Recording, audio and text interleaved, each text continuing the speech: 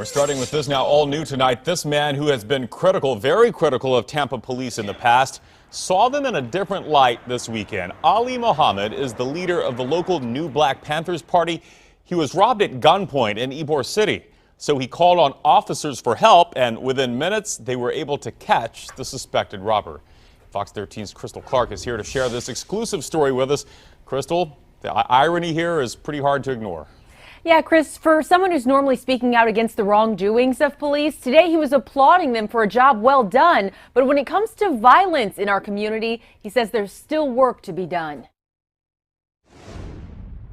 We're the ones that's having a problem with the police department. He's been vocal about the need for police reform in the city of Tampa and called for an end to black crime. Both concerns hit Ali Muhammad head on early Saturday morning in Ybor City. I was approached by a young black male who just came up to me and said, "Give me your earrings." Held at gunpoint on 8th Avenue on his way home from DJing a club, Muhammad said he had no choice but to comply with the robber. At the time, he didn't take my cell phone. He took my book bag, my earrings. I'm following him. Okay, no, stop. Within minutes of talking to Muhammad, officers were on the hunt. It's an armed robbery. That's a very dangerous situation. We flooded the area. The suspect was arrested and identified as 18-year-old Antoine Robertson. According to police, he robbed 2 other women that night. One lady, she was in tears. She couldn't believe. She said he had the gun in her mouth. Muhammad, who got his laptop, jewelry, and ID back, said he couldn't help but feel gratitude toward the officers. Police could be hostile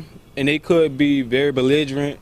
Friday night, I met some cool officers that was about business, and that was getting a bad guy off the street. His own misfortune, an example, he says, of the black-on-black crime he advocates against. Every black life is valuable right now, especially a black male.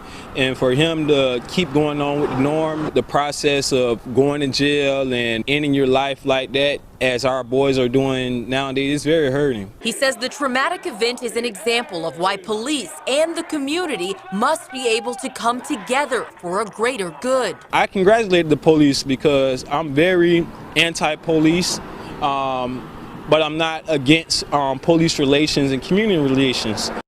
Now, that 18-year-old suspect, Antoine Robertson, is believed to be homeless, and tonight he is also behind bars. He's facing 3 charges of armed robbery, possession of a firearm, as well as possession of drugs. Chris?